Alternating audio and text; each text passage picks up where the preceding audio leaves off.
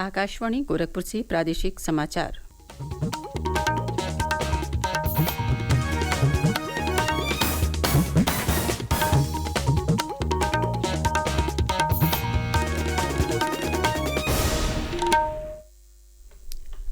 नमस्कार। समाचार बुलेटिन के साथ मैं सुषमा श्रीवास्तव।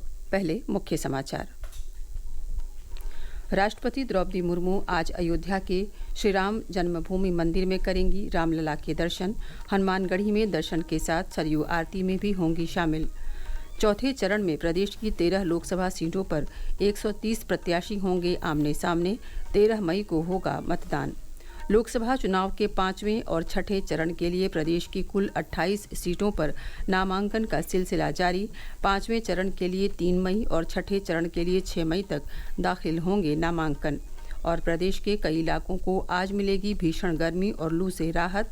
मौसम विभाग के अनुसार उत्तर पश्चिमी हवाओं के चलते तापमान में आएगी कमी।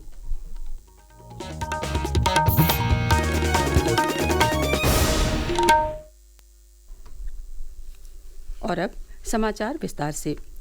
राष्ट्रपति द्रौपदी मुर्मू आज अयोध्या के श्री राम जन्मभूमि मंदिर में जन जन के आराध्य रामलला के दर्शन कर मंगल कामना करेंगी। राम मंदिर के अभिषेक समारोह के बाद राम जन्मभूमि की ये उनकी पहली यात्रा है। इस दौरान राष्ट्रपति हनुमानगढ़ी में श्रद्धा निवेदित करने के साथ ही शाम को सरयू आरती में भी शामिल होंगी।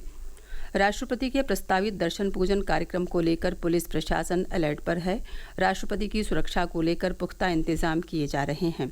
कल सुरक्षा के मद्देनजर पुलिस महानिरीक्षक प्रवीण कुमार, जिलाधिकारी नीतीश कुमार, वरिष्ठ पुलिस अधीक्षक राजकरण नैयर ने संयुक्त रूप से अयोध्या के हनुमानगढ़ी रेलवे स्टेशन, रामपथ, नया घाट सहित अन्य स्थानों का भ्रमण कर स्थलीय जायजा लिया।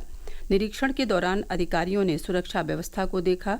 जिले के वरिष्ठ अधिकारियों के मुताबिक राष्ट्रपति मुर्मू के विशेष विमान के आज शाम करीब 4:30 बजे अयोध्या पहुंचने की संभावना है।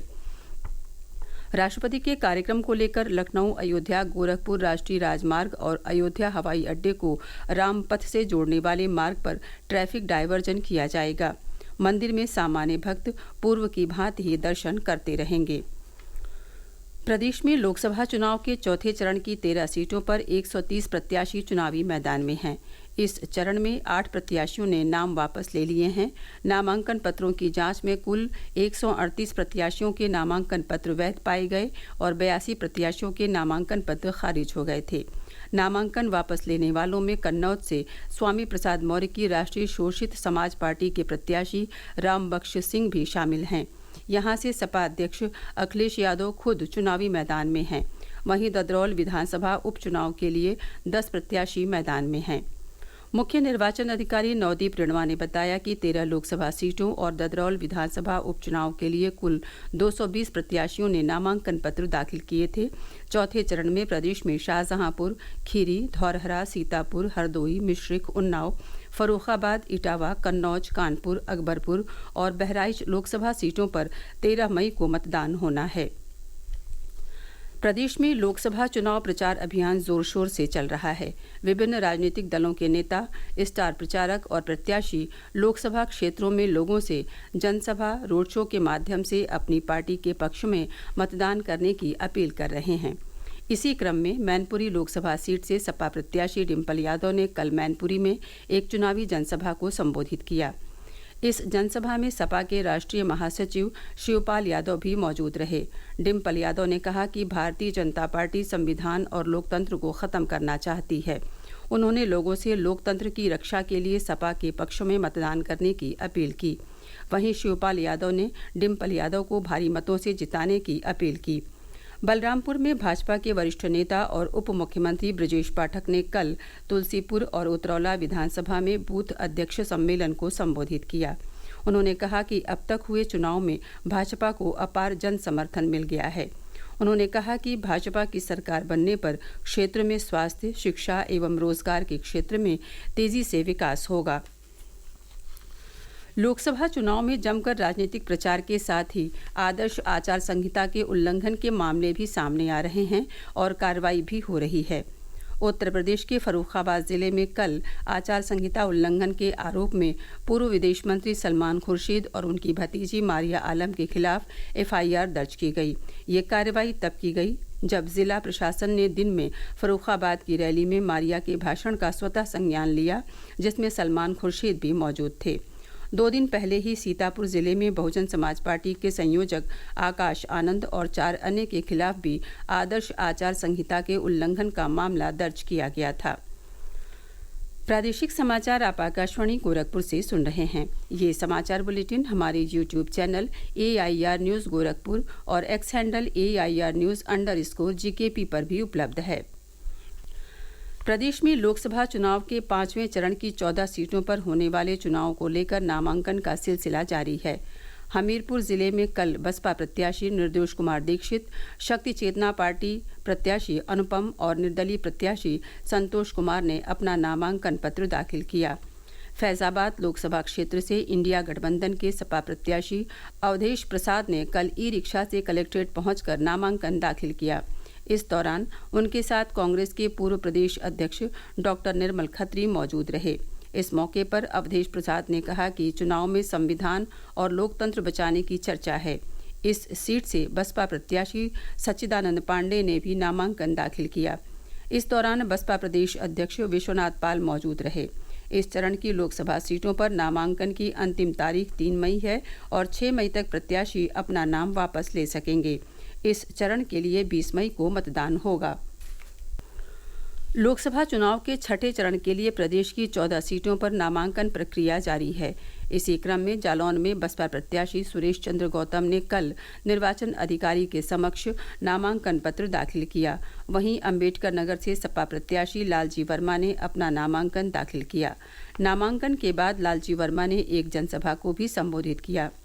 सुल्तानपुर संसदीय क्षेत्र से भाजपा प्रत्याशी मेनका गांधी आज अपना नामांकन दाखिल करेंगी। इससे पूर्व कल सुल्तानपुर में नुक्कड़ सभा कर उन्होंने मतदाताओं से वोट मांगे। उन्होंने कहा कि केंद्र सरकार ओबीसी और SC के आरक्षण में किसी भी प्रकार का परिवर्तन करने के पक्ष में नहीं है। विपक्ष द्वारा इस तरह के बयान देकर देश के लोगों को भ्रमित किया जा रहा है। 6ठे चरण में प्रदेश की सुल्तानपुर, प्रतापगढ़, फूलपुर, इलाहाबाद, अंबेडकर नगर, श्रावस्ती, डुमरियागंज, बस्ती, संत कबीर नगर, लालगंज, आजमगढ़, जौनपुर, मछली शहर और भदोही लोकसभा सीटों पर उम्मीदवार 6 मई तक अपना नामांकन पत्र दाखिल कर सकेंगे। मतदान 25 मई को होगा। अगले 3 दिनों तक प्रदेश भर में उत्तर पश्चिमी हवाओं का असर रहेगा, जिसकी वजह से लोगों को भीषण गर्मी और लू से राहत मिलेगी। मौसम विभाग के वैज्ञानिक मोहम्मद दानिश ने आकाशवाणी समाचार को बताया कि पारा 40 डिग्री सेल्सियस से नीचे रहने की उम्मीद है। इस कारण अगले 3 दिनों तक गर्मी कम पड़ेगी। अगर ओवरऑल बात करें तो गर्मी रहेगा, बस हालांकि थोड़ा सा रिलेटिव तापमान में थोड़ा गिरावट होगा और गिरावट इस वजह से हो रहा है कि थोड़ा सा हवाओं का असर है, जिसकी वजह से तापमान नहीं होता है। जैसे कि धूप निकली रहती है और हवा चलता है तो थोड़ा सा राहत मिलता है, उसी तरीके से थोड़ा सा राहत का रहेगा, लेकिन वो भी राहत नहीं रहेगा। लगभग कई जगहों में 38-40 के आसपास तापमान रहेगा। गर्मी रहेगी, लेकिन जो गर्मी अभी 41, 42, 43 के आसपास था उसमें थोड़ी सी राहत मिलेगी। आने वाले 3 दिन के बाद फिर से तापमान अपने वही 42-43 के पास फिर से थोड़ी सी गर्मी का असर देखने को मिल सकता है। प्रदेश भर में आज मई दिवस मनाया जा रहा है। इस मौके पर श्रमिक संगठनों द्वारा विविध कार्यक्रम आयोजित किए जा रहे हैं। इन कार्यक्रमों के माध्यम से भारत के निर्माण में दिन रात लगे श्रमिकों की भूमिका को याद किया जाता है। मुख्यमंत्री योगी आदित्यनाथ ने मई दिवस पर श्रमिकों को हार्दिक शुभकामनाएं दी हैं। मुख्यमंत्री ने एक्स पर संदेश के माध्यम से विकसित भारत के निर्माण में लगे श्रमिक बंधुओं को मई दिवस की शुभकामनाएं दी हैं। और अब अंत में मुख्य समाचार एक बार फिर। राष्ट्रपति द्रौपदी मुर्मू आज अयोध्या धाम के श्री राम जन्मभूमि मंदिर में करेंगी रामलला के दर्शन। हनुमानगढ़ी में दर्शन के साथ सरयू आरती में भी होंगी शामिल। चौथे चरण में प्रदेश की 13 लोकसभा सीटों पर 130 प्रत्याशी होंगे आमने सामने। 13 मई को होगा मतदान। लोकसभा चुनाव के 5वें और 6ठे चरण के लिए प्रदेश की कुल 28 सीटों पर नामांकन का सिलसिला जारी। 5वें चरण के लिए 3 मई और 6ठे चरण के लिए 6 मई तक दाखिल होंगे नामांकन। और प्रदेश के कई इलाकों को आज मिलेगी भीषण गर्मी और लू से राहत। मौसम विभाग के अनुसार उत्तर पश्चिमी हवाओं के चलते तापमान में आएगी कमी। इसी के साथ प्रादेशिक समाचारों का ये बुलेटिन समाप्त हुआ। नमस्कार।